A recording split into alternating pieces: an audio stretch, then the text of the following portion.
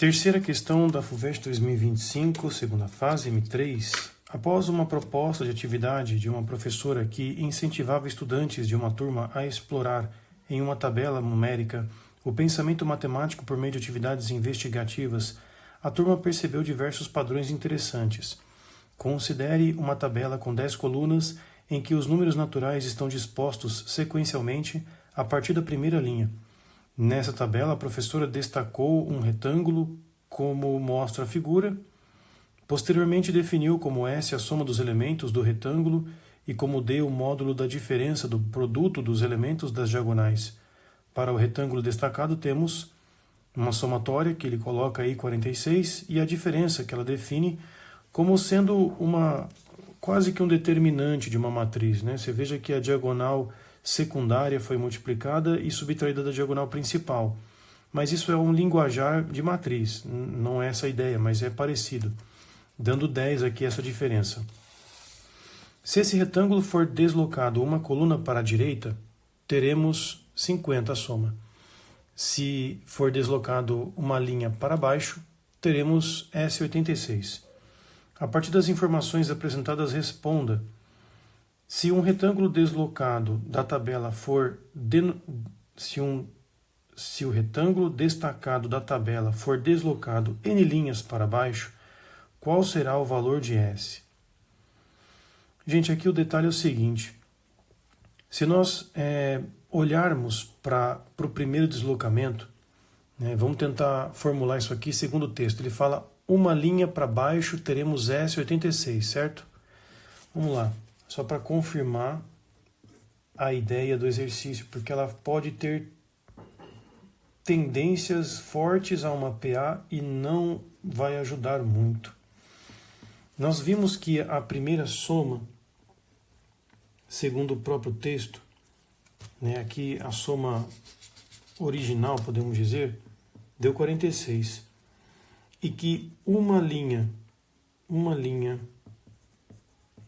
para baixo, nós tivemos uma somatória, que eu vou chamar de S1, para coincidir com uma linha, 86.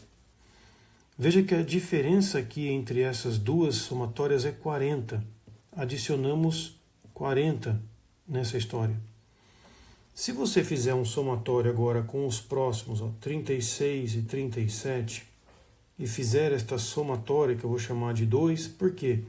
Porque vai ser a segunda duas linhas para baixo, em relação ao primeiro, né? Porque este é o quadrado original.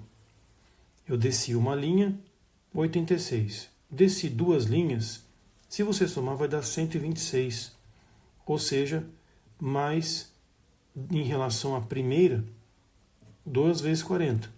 Mas aqui mais 40, né? De novo da S1 para S2. Ou seja, nós poderíamos dizer que do primeiro quadradinho até o S1 foi mais 40. Do primeiro quadradinho até o segundo, duas linhas, foi 40 mais 40. E se eu fizer até o SN, vai dar quantos a mais? Então, já consigo deduzir que é 40N. Vamos fazer aqui a análise. Deixa eu fazer assim, ó. Duas linhas, tá certo? Então, para uma linha, foi mais 40. Duas linhas foram 2 vezes 40. Correto? Deixa eu fazer bonitinho para você entender, meu caro. Aqui foi mais 40. Daqui para cá foi 40 vezes 2. Daqui para cá vai ser 40 vezes N. 46 mais 40N. Essa seria a ideia para resolver o item A de forma mais simples possível. Eu, a princípio, pensei numa PA. Tinha imaginado termos de uma progressão aritmética. Porém, o número de termos não coincide com a bendita linha, sabe? Você poderia formular uma PA desde que você assumisse que este era o primeiro termo dessa historinha. E aí você quer o enésimo, certo? Então, assim daria certo. mas complicado mesmo assim, né? Se você pensar num Sn igual a S1 mais n menos 1 razões, você cairia que este Sn, então, seria 86 mais n menos 1 vezes 40. Veja que este Sn vai dar 86 mais 40n menos 40, o que dá 46 mais 40n. Mesma resposta, perfeito? O problema é que o primeiro termo se refere ao primeiro deslocamento para baixo. E este original não é levado em conta. Então esse era um dos truques complicadíssimos que eu caí nessa questão. B. Se o retângulo destacado da tabela for deslocado n linhas para baixo, qual será o valor do D? Mesmo raciocínio, meus caros, agora temos um tal de um D para calcular. Bom, se você fizer a análise da sequência, assim como nós fizemos anteriormente, que eu creio que seja o mais intuitivo possível, você viu lá que a conta, né, deu D igual a 10. Aí você vai para a próxima sequência, né, que seria 26, 27, 16, 17. Se você fizer esse D1, né, vamos lembrar que aqui é o D1, você vai ter 17 vezes 26 menos 16 vezes 27. E pasmem, gente, isso aqui dá 10 também. Se você fizer 36 e 37 e fizer a soma do jeito como a professora mandou, 36 vezes 27 menos 26 vezes 37, vai dar 10 também. Portanto, meus caros, o dn necessariamente é 10. Perfeito? Sem problemas, sem dúvidas, esse é o caminho mais rápido, creio eu. Existe uma outra formulação que define as duas últimas linhas. Se o 6 descer uma linha, ele soma 10, correto? Se o 6 descer n linhas, vai ser 6 mais 10n. Se o 7 desce uma linha, soma 10, o 7 desce n linhas, dá 7 mais 10n. Agora, esse 16 é que vai descer n linhas. 16 mais n linhas dá 16 mais 10n.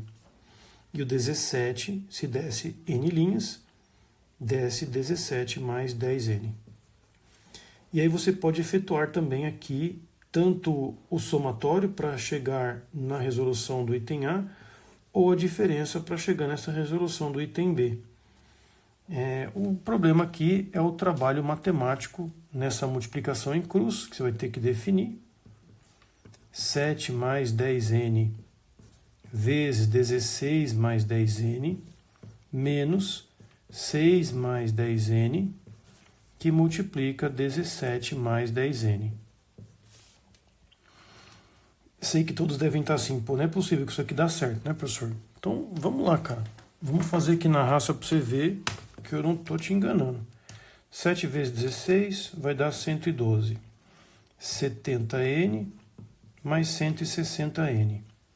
Mais 100n ao quadrado. Aí aqui vai vir tudo negativo, correto? Vamos lá. 6 vezes 17, 102 negativo. 6 vezes 10n menos 60n, que aqui eu preciso tomar cuidado, que aqui é 70n, que eu estava esquecendo. Aí temos 10 mais 10n menos 170n e menos 100n ao quadrado. Veja que a subtração vai cortar esses caras. Esses dois aqui somados, ó, 160 mais 70 dá 230n. E por um acaso 60 mais 170 também dá 230n. Portanto, esses dois se cancelam. E aí 110, 112 menos 102 dá 10 também, cara. Então dá certo, cara, sabe? Bem interessante. Agora vamos para a letra C. Considere agora que a tabela foi construída com n colunas, sendo n maior que 2. Qual é o valor de D para um retângulo cujo menor elemento é K. Bom, gente, aqui seria interessante tentar formular esta coluna com N, para ficar mais evidente o que está acontecendo. Você tem 1, 2, 3, 4, 5, N, certo? São N colunas. Qual vai ser a próxima linha?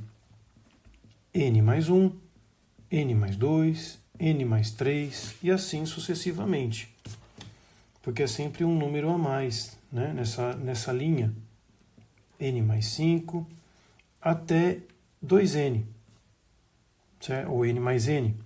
Depois você vai ter 2N mais 1, 2N mais 2 e assim vai caminhando a vida. Existe em um dado momento um cara aí que vai ser um tal de um K, né? Do quadradinho que nós vamos circular, ele vai ser o menor dessa história. Portanto, o que está na frente vai ser K mais 1. Agora, todos perceberam nessa análise que, dado um elemento, o cara de baixo soma N. Dado um elemento, o cara de baixo soma N.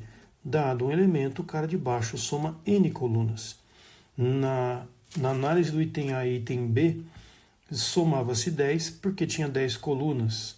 Agora soma-se N porque tem N colunas. E a partir daqui a gente sabe que o de baixo é K mais N e esse aqui é K mais 1 mais N. Então, esse é o quadradinho mágico que a professora pediu para fazer com o D. O que é o D? É K vezes K mais 1 mais N menos K mais 1 vezes K mais N. Vamos lá. Então, isso aqui vai dar K ao quadrado mais K mais Kn menos K ao quadrado, Kn, menos K, menos N. Perfeito? Distributiva, todos trocados sinal, K quadrado corta, Kzinho corta, Kn corta, sobrou apenas N. Este N meu, por que deu negativo? É este... porque o professor cabeçudo fez ao contrário, perceberam, gente? Aqui, ó, é essa diagonal menos essa diagonal, certo? Eu fiz aqui invertido, queridos.